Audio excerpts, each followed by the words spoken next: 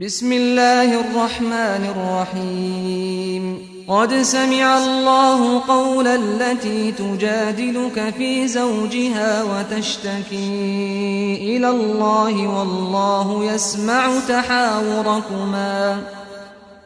إن الله سميع بصير الذين يظاهرون منكم من نسائهم ما هن أمهاتهم إن أمهاتهم إلا اللائي ولدنهم وإنهم ليقولون منكرا من القول وزورا وإن الله لعفو غفور والذين يظاهرون من نسائهم ثم يعودون لما قالوا فتحرير رقبة من قبل أن يتماسا ذلكم توعظون به والله بما تعملون خبير فمن لم يجد فصيام شهرين متتابعين من قبل أن يتماسا فمن لم يستطع فإطعام 60 مسكينا ذلك لتؤمنوا بالله ورسوله وتلك حدود الله وللكافرين عذاب أليم إن الذين يحادون الله ورسوله كبتوا كما كبت الذين من قبلهم وقد أنزلنا آيات بينات وللكافرين عذاب مهين يوم يبعثهم الله جميعا فينبئهم بما عملوا أحصاه الله ونسوه والله على كل شيء شهيد ألم تر أن الله يعلم ما في السماوات وما في الأرض ما يكون من نجوى 3 إلا هو رابعهم ولا 5 إلا هو سادسهم ولا أدنى من ذلك ولا أكثر إلا هو معهم أينما كانوا ثم ينبئهم بما عملوا يوم القيامة إن الله بكل شيء عليم ألم تر إلى الذين نهوا عن النجوى ثم يعودون لما نهوا عنه ويتناجون بالإثم والعدوان ومعصية الرسول وإذا جاءوك حيوك بما لم يحيك به الله ويقولون في أنفسهم لولا يعذبنا الله بما نقول حسبهم جهنم يصلونها فبئس المصير يا أيها الذين آمنوا إذا تناجيتم فلا تتناجوا بالإثم والعدوان ومعصية الرسول وتناجوا بالبر والتقوى واتقوا الله الذي إليه تحشرون إنما النجوى من الشيطان ليحزن الذين آمنوا وليس بضارهم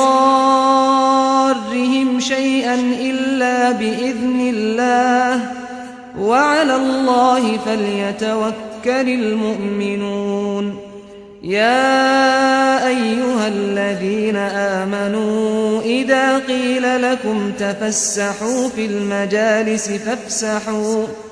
فافسحوا يفسح الله لكم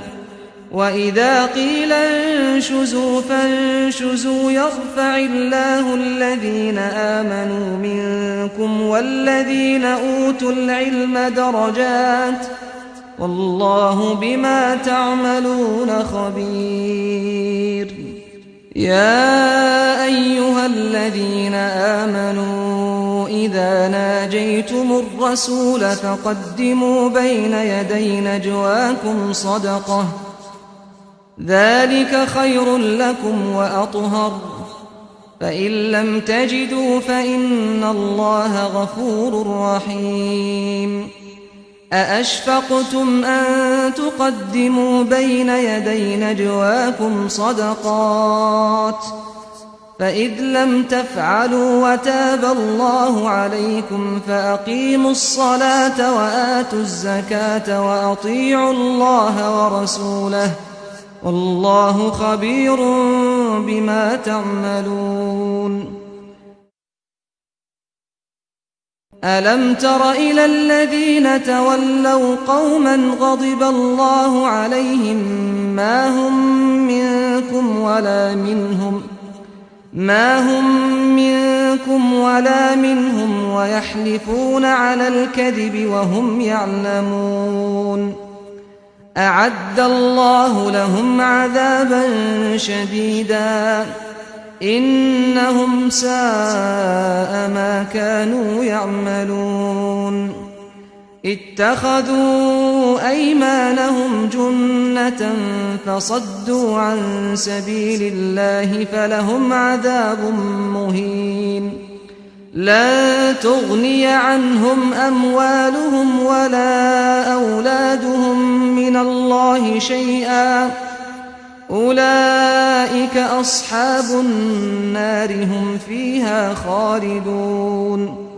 يوم يبعثهم الله جميعا فيحلفون له كما يحلفون لكم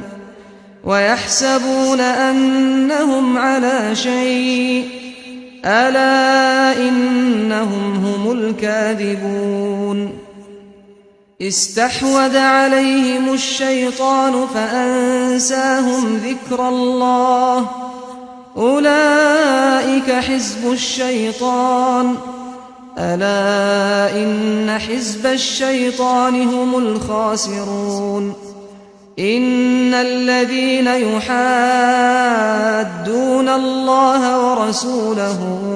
أولئك في الأذلين. كتب الله لأغلبن أنا ورسلي إن الله قوي عزيز. لا تجد قوما يؤمنون بالله واليوم الآخر يوادون من حاد الله ورسوله ولو كانوا آباءهم أو أبناءهم أو إخوانهم أو عشيرتهم أولئك كتب في قلوبهم الإيمان وأيدهم بروح منه ويدخلهم جنات تجري من تحتها الأنهار خالدين فيها رضي الله عنهم ورضوا عنه أولئك حزب الله